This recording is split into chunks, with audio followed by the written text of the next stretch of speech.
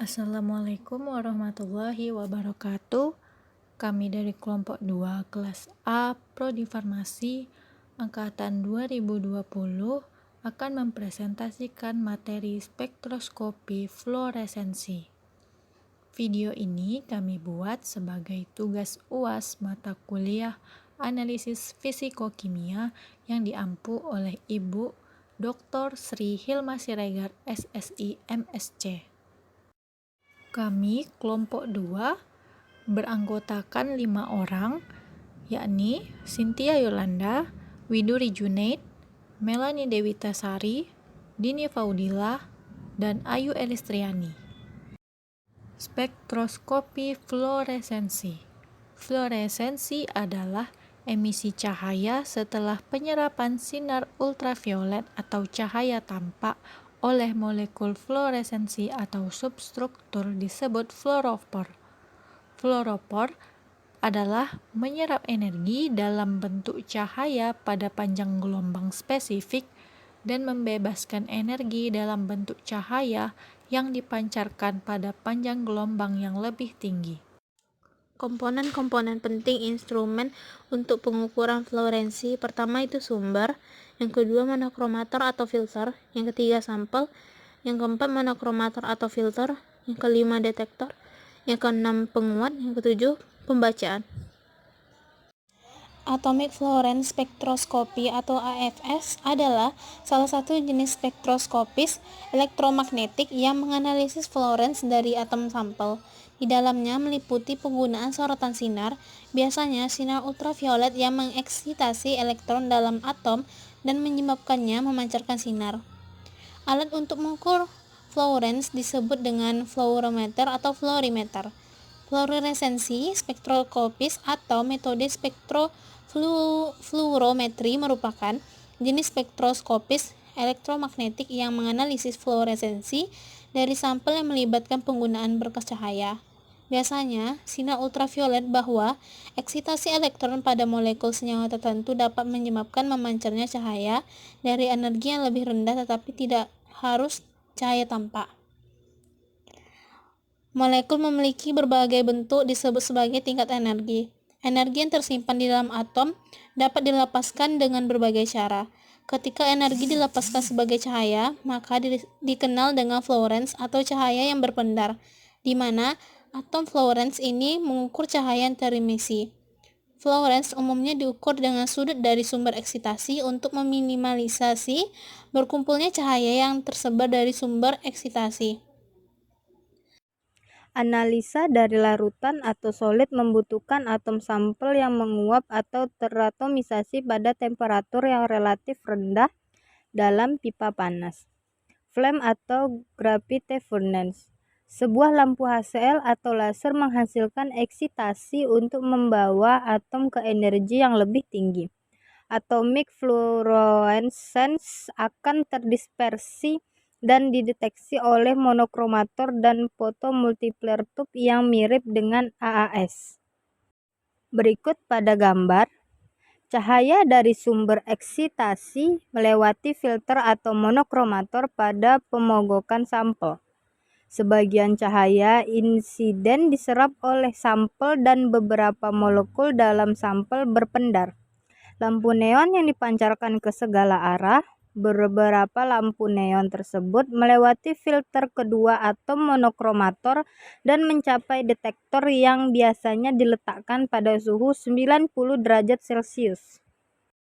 Apa yang dimaksud dengan fluoresensi? Fluoresensi adalah proses pemancaran radiasi cahaya oleh suatu materi setelah tereksitasi oleh berkas cahaya berenergi tinggi. Emisi cahaya terjadi karena proses absorpsi cahaya oleh atom yang mengakibatkan keadaan atom tereksitasi. Keadaan atom yang tereksitasi akan kembali keadaan semula dengan melepaskan energi yang berupa cahaya. Fluoresensi merupakan proses perpindahan tingkat energi dari keadaan atom tereksitasi atau S1 dan S2 menuju ke keadaan stabil atau ground state. Proses fluoresensi berlangsung kurang lebih 1 nanodetik sedangkan proses fosforesensi berlangsung lebih lama, sekitar 1–1000 mil detik. Berikut adalah gambar diagram Jablonski. Diagram Jablonski menunjukkan terjadinya proses fluoresensi dan fosforesensi. Menurut diagram Jablonski, energi emisi lebih rendah dibandingkan dengan eksitasi. Hal ini berarti emisi fluoresensi yang lebih tinggi terjadi pada panjang gelombang dari penyerapan atau eksitasi. Ketika suatu atom atau molekul mengabsorpsi energi cahaya sebesar HVA, maka elektron-elektron pada kondisi dasar atau ground state S0 akan berpindah ke tingkat energi yang lebih tinggi ke tingkat S1 dan S2.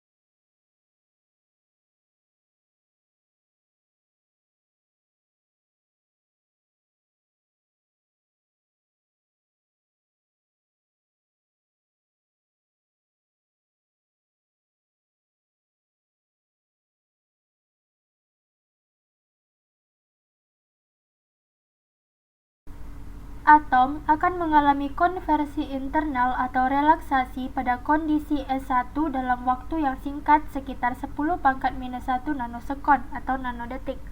Kemudian, atom tersebut akan melepaskan sejumlah energi sebesar HVF atau Heat Value Fuel yang berupa cahaya.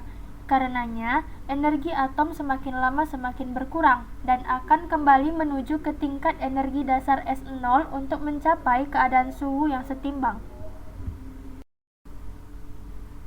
Emisi fluoresensi dalam bentuk spektrum yang lebar terjadi akibat perpindahan tingkat energi S1 menuju ke subtingkat energi S0 yang berbeda-beda, yang menunjukkan tingkat keadaan energi dasar vibrasi atom 0,1 dan 2 berdasarkan prinsip Frank-Condon.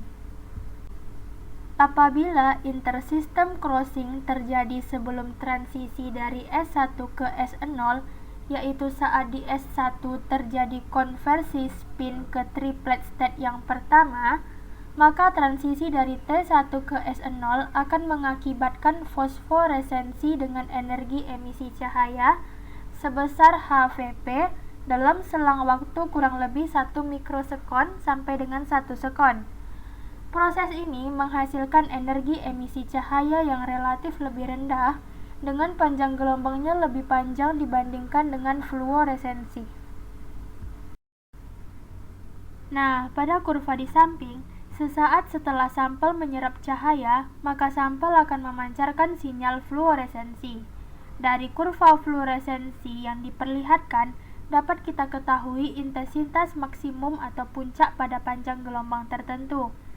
Dengan diperolehnya atau diketahuinya spektrum fluoresensi dari suatu bahan, maka dapat diketahui karakteristik bahan tersebut dan proses selanjutnya adalah identifikasi.